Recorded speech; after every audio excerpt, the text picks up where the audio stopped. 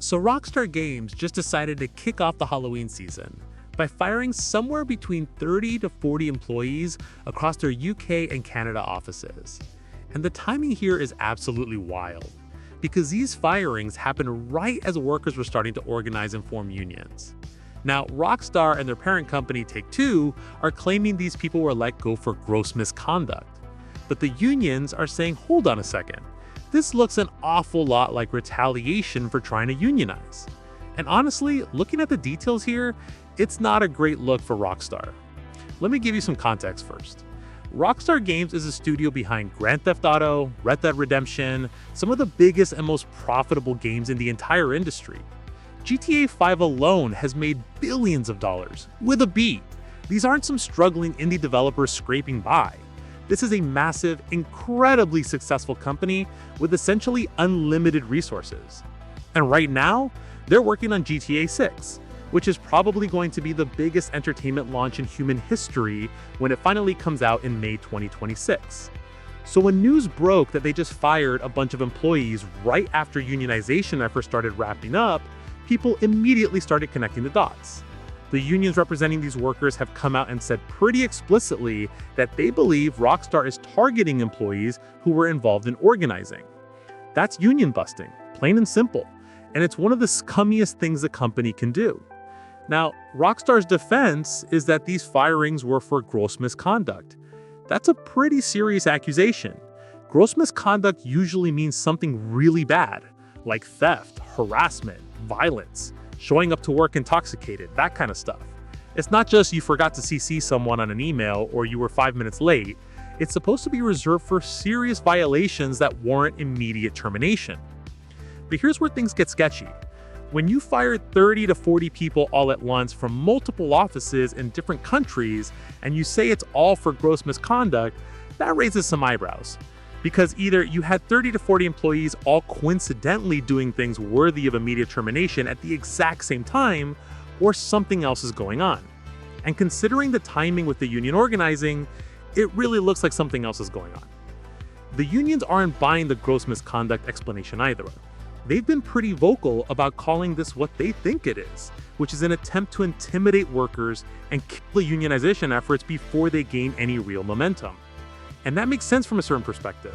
If you're a company and you see your workers starting to organize and you want to stop that, one way to do it is to fire some people and make everyone else scared that they're next if they keep pushing for a union. That's union busting, plain and simple. And it's one of the scummiest things a company can do. Now, this is particularly messed up when you consider the conditions that led to workers wanting to unionize in the first place. The video game industry has a notorious reputation for crunch culture. That's where developers are forced to work insane hours, sometimes 80 to 100-hour weeks for months on end to meet deadlines. And Rockstar has specifically been called out for this in the past. When Red Dead Redemption 2 was coming out, there were reports of just brutal working conditions where people were living at the office essentially. And it's not like these workers are asking for anything unreasonable. They want fair wages, reasonable working hours, job security, better work-life balance, basic stuff that every worker should have. But the gaming industry has gotten away with treating developers poorly for so long because there's always been this attitude of you should just be grateful you get to make video games for a living. As if passion for the work means you should accept being exploited. The unionization movement in the gaming industry has been growing over the past few years. More and more workers are realizing that the only way to actually improve their working conditions is to organize collectively and negotiate as a group rather than as individuals.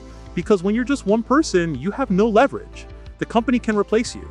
But when it's a whole group of workers standing together, that's when real change can happen. That's exactly why companies fight so hard against unions. It shifts the power dynamic.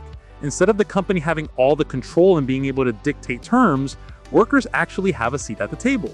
They can negotiate for better conditions, better pay, better benefits, and companies hate that because it means they can't just do whatever they want anymore. What makes the situation even worse is that Rockstar recently implemented a mandatory return to office policy. They're requiring employees to be in the office 5 days a week now. A lot of these workers have been working remotely or hybrid for years, and it was working fine. The games were getting made, the work was getting done. but Rockstar decided everyone needs to be back in the office full time, which for a lot of people means longer commutes, less time with family, higher costs for transportation and potentially childcare. There's been speculation that this return to office mandate is itself a form of quiet layoffs. Make the working conditions bad enough that people quit on their own, and you don't have to pay severance or deal with the bad PR of mass layoffs. And now with these firings happening on top of that, it really paints a picture of a company that's trying to thin out its workforce and suppress any dissent from workers who aren't happy about it. The timing with GTA 6 is interesting too. The game is scheduled for May 2026, and there are already concerns about whether they're going to hit that date. Development on these massive open-world games is incredibly complex and time-consuming. With workers being fired and others potentially leaving because of the poor working conditions, it raises questions about whether they even have enough people to finish the game on time. And here's the thing, if GTA 6 gets delayed, that's going to be a massive deal. This is probably the most anticipated game in the world right now. The financial implications of a delay would be enormous for Take-Two. So you'd think they want to keep their workers happy and motivated, but instead, they're doing the exact opposite. They're creating this hostile environment that's driving people away. From a moral standpoint, this is pretty cut and dry. Workers have the right to organize. That's a fundamental labor right in most developed countries. When a company fires workers for trying to exercise that right, that's wrong, full stop. It doesn't matter how profitable the company is or how popular their games are. Exploiting workers and retaliating against them for organizing is undefensible. But let's look at this from a purely pragmatic business perspective for a second. Even if you don't care about the ethics, this is still a dumb move by Rockstar. The bad press from this is significant.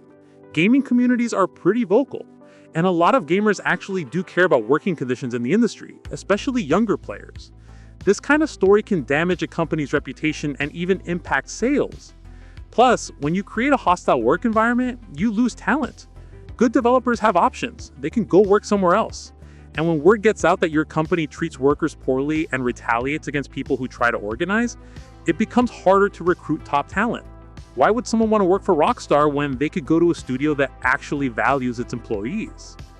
The broader context here is that the gaming industry is at a crossroads. We've seen massive layoffs across the industry over the past year. Thousands of developers have lost their jobs, even as these companies are posting record profits. It's not about the company struggling financially. It's about maximizing shareholder value at the expense of workers. And workers are getting fed up with it. This situation with Rockstar could end up being a turning point. If workers can successfully organize despite the company's attempts to stop them, it could inspire unionization efforts at other major studios. But if Rockstar succeeds in crushing the union before it really gets started, it sends a message to other companies that they can get away with this kind of behavior. The unions involved have said they're not backing down. They're continuing to fight for the workers who are fired and for the workers who are still there. There could be legal action if it can be proven that these firings were retaliatory. In many jurisdictions, firing someone for union activity is illegal, but proving it can be difficult, especially when the company claims it was for misconduct. What's also frustrating is that this takes attention away from what should be the focus, which is the actual games. Rockstar makes incredible games.